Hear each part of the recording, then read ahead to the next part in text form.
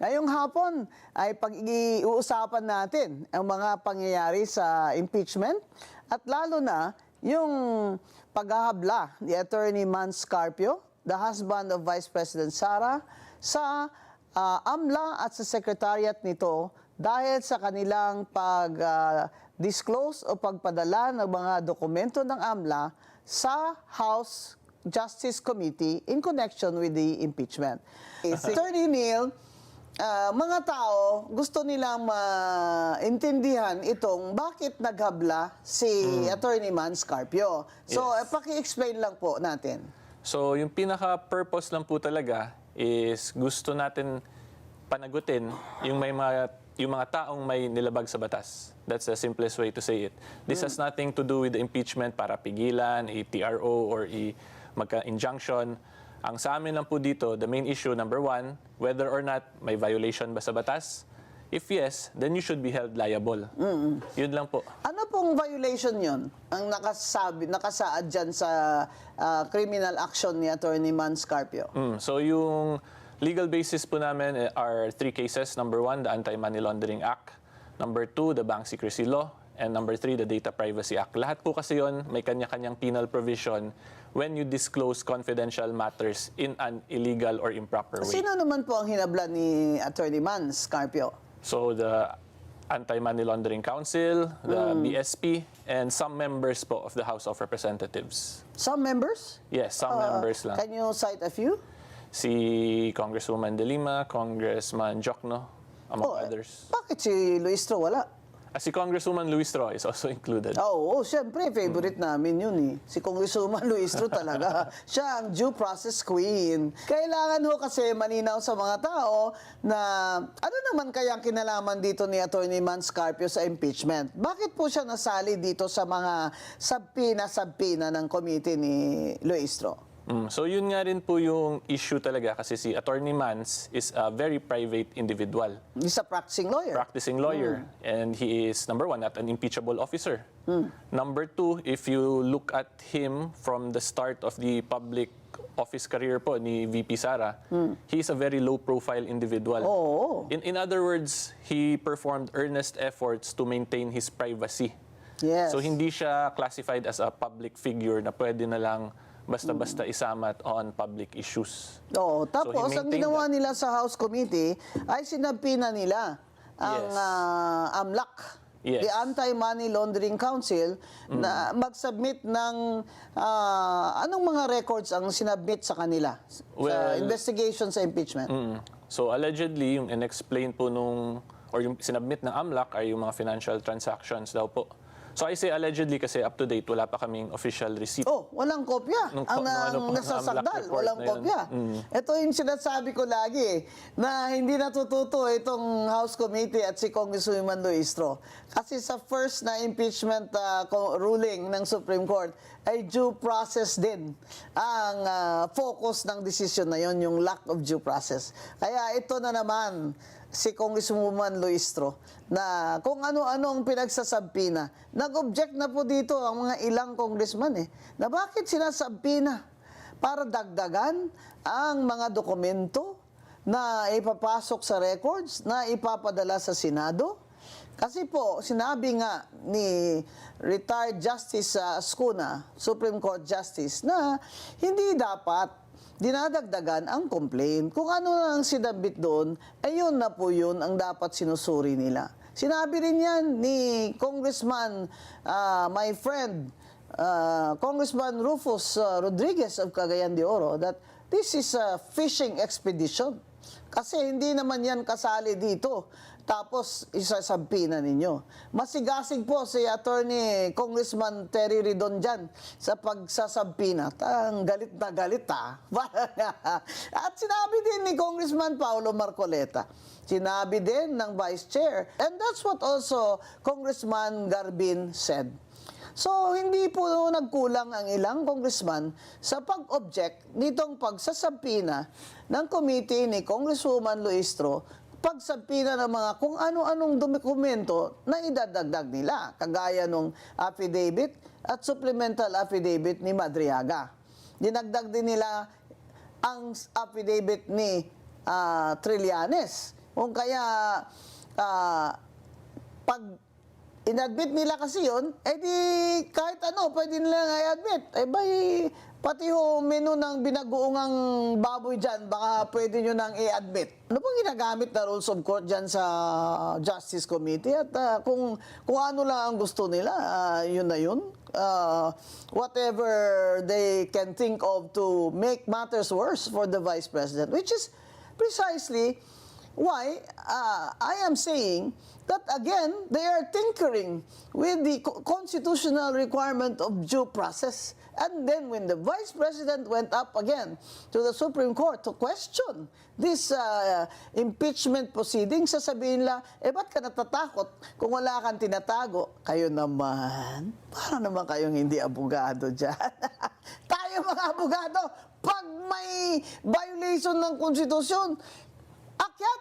Bakit ano naman ang masama kung siya ay pumunta ng Supreme Court? Hindi po ba ang Supreme Court ay ang final arbiter? Hindi po ba? Pag sinabi niyo po, may kasalanan, kaya ayaw niyang ipaproceed dito. Hindi po. Nakita ko sa video si Vice President Sara, sabi niya, then go ahead. Iakyat niyo na. Ako, ang tingin ko dyan, kung ganito lang din, na kung ano lang ang gusto nyo, gagawin nyo, sige, gawin nyo na lahat. Gawin nyo na lahat. Para maakyat nyo na yan sa Senado at doon na mag-trial at doon na mga abogado ni Vice President Sara ang pwedeng magtanggol sa kanya at mag-present ng kanilang ebidensya. Hindi ba, Attorney Abayon, na si Congressman Paulo Marcoleta ay nagsalita kanina sa hearing? Nakita ko nga po Oh, yung manifestation anong sabi niya? May sinabi siya tungkol sa beat Oh. So, Sabi hindi niya, daw niya tututulan. Kasi hawak yung beat. Anyway, Chair, hawak mo ang beat.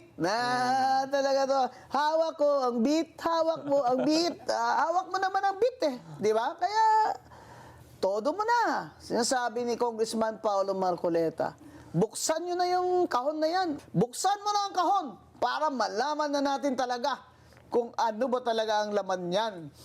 Dahil alam naman ninyo, ang BIR nga ay ayaw nga magbukas ng kahon. Dahil that is the BIR believes that it will violate the Bank Secrecy Law.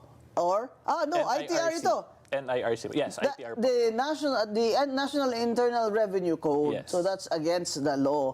Yung bang ITR na yan, that is not for public consumption. Hindi ba, Attorney? Yes. Oo, kaya ayaw ng BIR. Pero sinabi na nila, dalhin nyo dito yan. Di dinala sa kahon.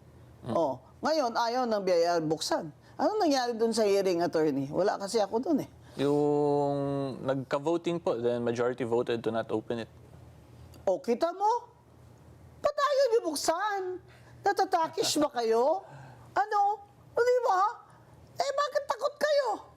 Dapat buksan nyo kung hindi kayo natatakot na tama yung ginagawa nyo. Kumbaga, the shoe is now on the other foot. May I add something, Attorney? Yung isa sa congressman, nabasa po namin yung statement, yung sinabi niya is out of caution na sa Senate na lang daw gawin. So yun lang din naman po yung sinasabi namin to begin with. We sent them cautionary letters actually Yan. prior to the April 22 hearing pa. Anong sinabi niyo doon sa letters? To be more on the cautious side due to confidentiality loss. Yo. Sa pinadala po yun sa AMLAC and sa BIR ng side ni Attorney Mans. Quoting Supreme Court decisions, that congressman was probably a lawyer, said, I am erring on the side of caution.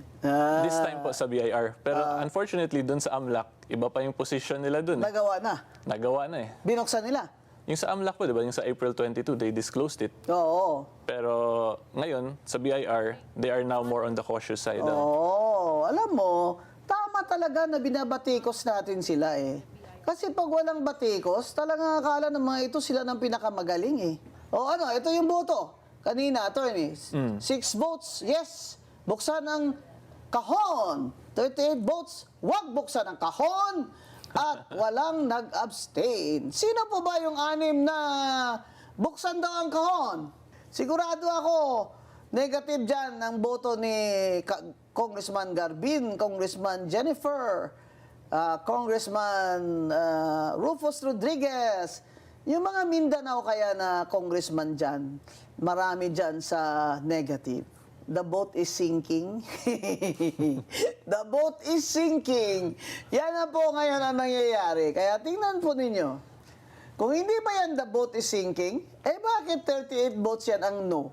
Huwag buksan ang kahon. Actually, on the part po of Attorney Man, sa political side, medyo ano kami doon. Wala kaming pakialam masyado. More on sa legal lang talaga.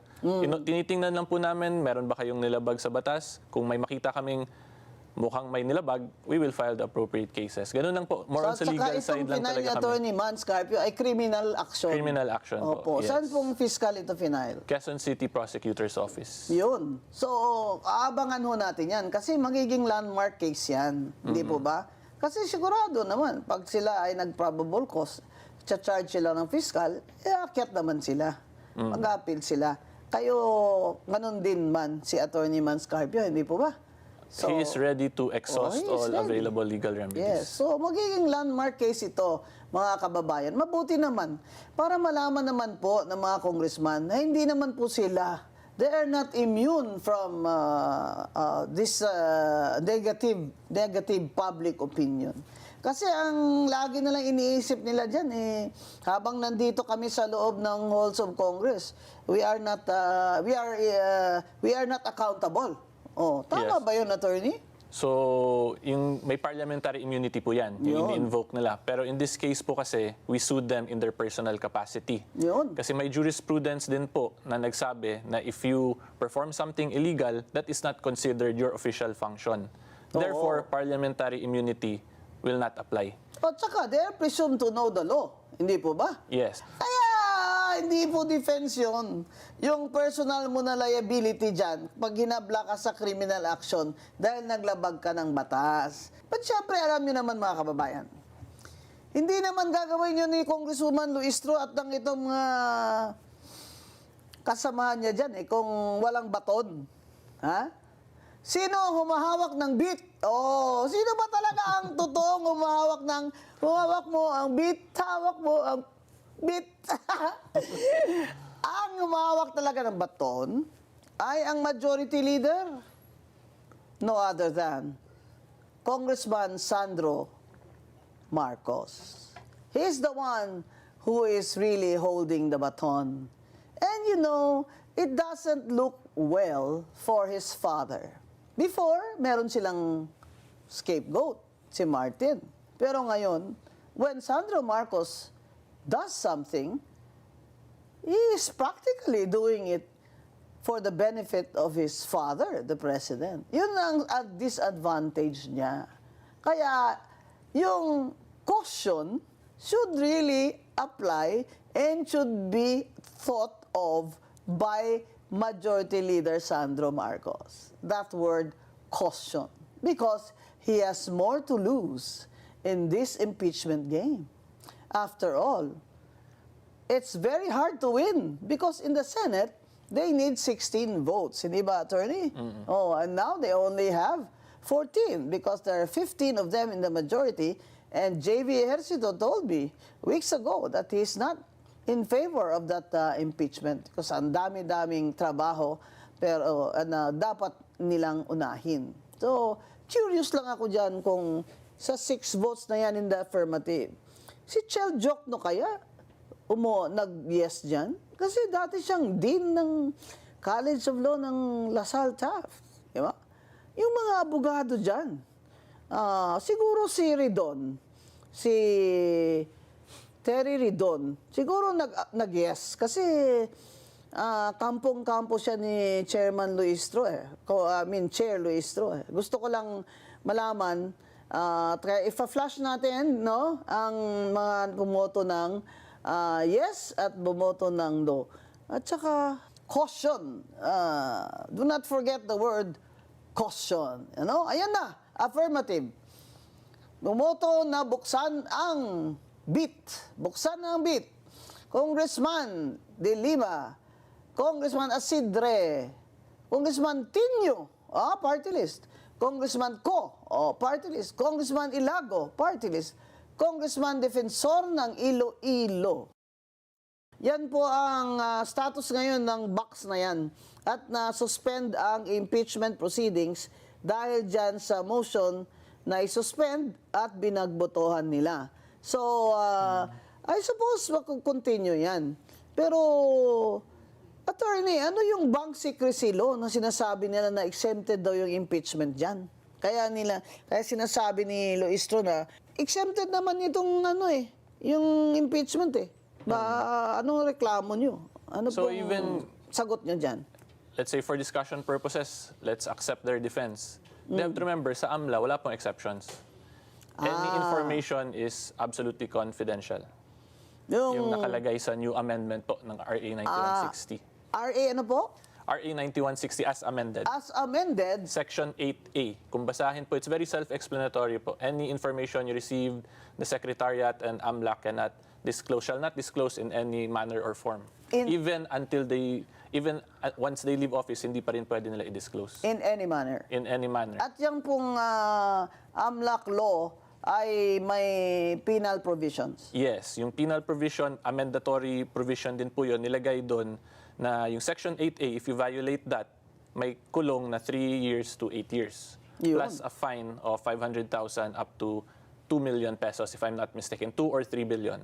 Plus disqualification from office. Is that covered by their so-called immunity from suit? Yung range po, it can be argued. However, yung sa amin dito, we sued them in their personal capacity because they performed something illegal already. Yes. Therefore, hindi covered. Even if they performed it inside the House of Representatives building? Yes. If it violates the law? Yes. Because If it no is one illegal, is a criminal above the act. law. Yes, Di that ba? is correct Oo. po. Kaya ito pong impeachment proceedings, attorney, ano naman kaya ang pakiramdam dito ni Attorney Man Scarpio? Well, unang-una, he is affected kasi para siyang naging collateral damage kasi private person nga po siya, pero lagi siyang kinokonek. So, dapat hindi po ganun kasi every person has the right to privacy. And yung sinasabi po ng House ngayon, di ba, they are initiating, it's a constitutional function, therefore, they can, in simple terms, they can do whatever they want as long as they are exercising that function. Pero we have to remember, as emphasized by the Supreme Court, Duterte versus HOR 2025, the Bill of Rights applies in all stages of the impeachment process. Correct. So the right to privacy is under the Bill of Rights.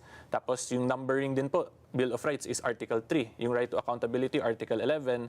So if you look at that, we can argue na medyo may hierarchy po yung Bill of Rights. So dapat respetuhin po talaga yun, yung right to privacy of a private individual. And the Bill of Rights. And the Bill of Rights. Oh, yes. lalo na pag congressman sila, hindi ba? With more reason, di ba? Na dapat sundin niyo po wag niyong i-violate ang constitutional rights ng citizens. Ang defense yagi nila dyan, attorney, public figure siya. Yun. Na public figure siya dahil asawa siya ng Vice President, so he is fair game. Ano pong sagot niyo dyan kung public figure bang si Attorney Man Scarpio? So, yung position po namin, by simply marrying a public figure does not automatically elevate you to that status. Oo. Especially dito sa stage po ni Attorney Mans or sa circumstances po ni Attorney Mans na if you look at the whole career of VP Sara, lagi po siyang low profile. He's never in the spotlight. So makikita po ng public na he took earnest efforts po talaga para ma-maintain yung privacy niya. Therefore, he should not be considered. Yes, at ng mga anak. So, therefore, he should not be considered a public figure. Besides, the law does not give an exception, di ba? Hindi naman sinabi doon sa AMLA law na shall not disclose in any manner except. Walang exception, wala di po ba? any exception din. Plus Walang that din po. exception. Yung bank secrecy law, meron ba exception? May exception, impeachment case, pero wala pa namang actual case kasi evaluative stage pa lang sila.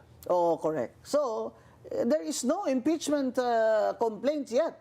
There is no articles of impeachment yet filed in the Senate. Meaning, the word impeachment there, there's an exception to the bank secrecy law, does not apply. Yun ang argument nyo, di ba? Yes, dapat sa Senate lang yun. Yes. So, it's the Senate, mga kaibigan, ang mistulang magiging korte nito. Hindi ba? At ang Senate President, SP Soto, siya ang magiging parang Chief Justice doon. No? So, magro-rule din siya sa procedure, ganyan. I'm sure he will be assisted by his lawyers because, well, he is not a lawyer. No? And therefore, he is not, well, he has not really practiced the rules of court.